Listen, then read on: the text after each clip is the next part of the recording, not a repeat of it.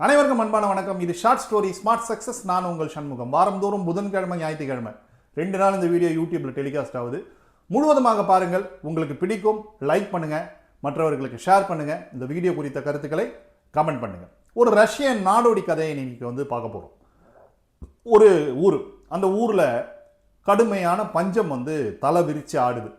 அந்த பஞ்சத்தை தீர்க்கவே முடியல. ஏன்னா மழை பெய்யாதால அந்த ஊர்ல ஏற்பட்ட பஞ்சம் தீர்க்க முடியாத ஒரு பஞ்சமாக இருக்கு. மக்கள்லாம் என்ன பண்றதுனே தெரியல. அந்த ஊருடைய ராஜா ஒரு அறிவிப்பு சொல்றார். ஏன்னா அந்த பஞ்சத்தை பார்த்தவுடன் ராஜாவுக்கு என்ன பண்றதுன்னு சொல்லி தெரியாம அவர் ஒரு அறிவிப்பை சொல்றார். எனக்கு இந்த விஷயத்தை சொல்றதுக்கு கொஞ்சம் கஷ்டமா தான் இருக்குன்னு சொல்லிட்டு ஒரு அனௌன்ஸ்மெண்ட்டை ஆரம்பிக்கிறார் அவர். இந்த ஊரில் இருக்கக்கூடிய வயது முதிர்ந்தவர்கள் எல்லோரையும் கொன்று விடுங்கள் அப்படின்னு சொல்லிட்டு சொல்றார். இந்த ராஜா இந்த மாதிரி சொன்னோடனே ஊர் மக்களுக்கு எல்லோருக்கும் பயங்கரமான அதிர்ச்சி. வயதில் மூத்தோரை சாவடிக்கணும்னு சொல்லிட்டு ராஜா சாதாரணமாக சொல்றாரு.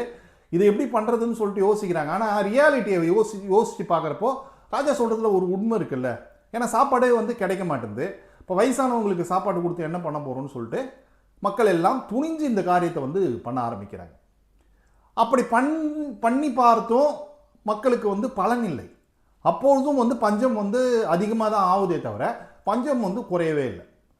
அப்போ மக்களுக்கு என்ன பண்றதுனே புரியல. ராஜாவுக்கு ஒரு சிச்சுவேஷன்ல அவருடைய அரண்மனையிலேயே உணவு தட்டுப்பாடு ஏற்பட ஆரம்பிக்குது. அந்த சிச்சுவேஷன் தான் ராஜா ஒரு நாள் சாயங்காலம் நகர்வலம் போகலாம் அப்படின்னு சொல்லிட்டு நகர்வலத்துக்காக மாறு வேஷத்துல போறார். அவர் போகும்பொழுது எல்லா சாலைகளும் இருட்டாக இருக்கின்றன, எல்லா வீடுகளும் இருட்டாக இருக்கின்றன.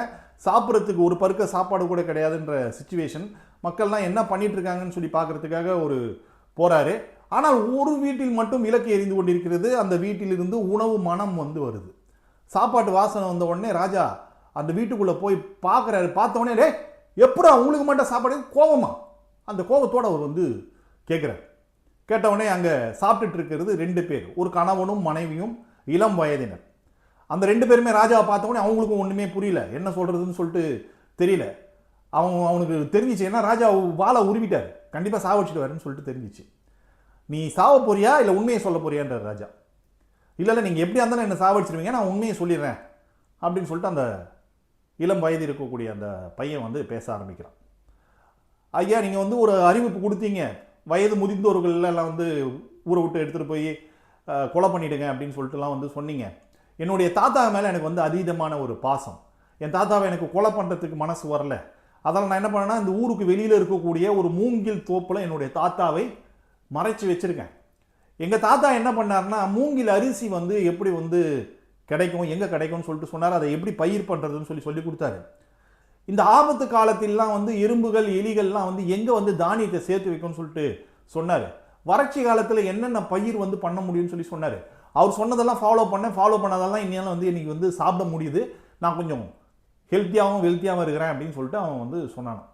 இதை கேட்டவனே தான் ராஜாவுக்கு புரிஞ்சுது. ஐயோ, நம்ம பெரிய தப்பு பண்ணிட்டோமே அப்படின்னு சொல்லிட்டு உடனடியாக அவர் போட்ட அந்த உத்தரவை திரும்ப பெற்றுக்கொள்கிறார்.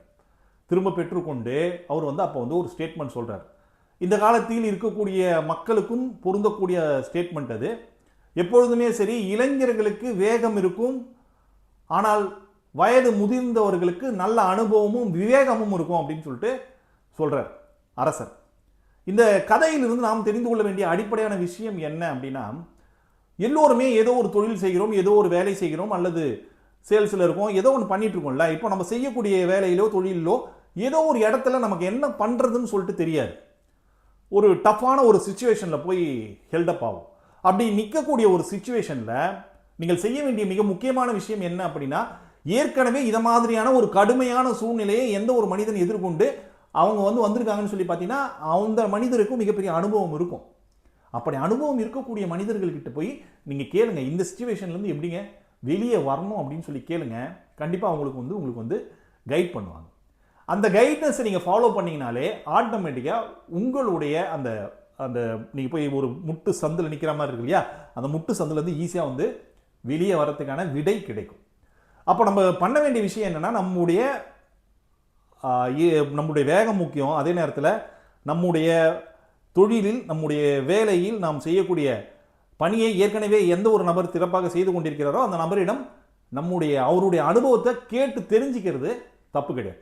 இதை இப்படி கூட வந்து சொல்லுவோம், நாங்கள் வழக்கமாக சொல்லக்கூடிய ஒரு டைலாக் தான். 10ஆவதுல நல்ல மார்க் எடுக்கணும்னா யார்கிட்ட போய் கேட்கணும்னா, 10ஆவதுல எந்த ஒரு மாணவன் அதிகமான ஸ்கோர் பண்ணானோ அந்த மாணவன் கேட்டால் தான் 10ஆவதுல எவ்வளோ அதிகமாக மார்க் எடுக்க முடியும்னு சொல்லுவோம். அதை மாதிரி தான் நீங்கள் உங்களுடைய வாழ்க்கையில் மென்மேலும் வளரணும் அப்படின்னா, யார் வளர்ந்திருக்கிறார்களோ, யார் உயர்ந்திருக்கிறார்களோ அந்த மனிதர்கள் என்ன சொல்கிறாங்களோ அதை வந்து ஃபாலோ பண்ணுங்கள். முக்கியமான விஷயம், பெரியவர்களை மதிக்க கற்றுக்கொள்ளுங்கள்.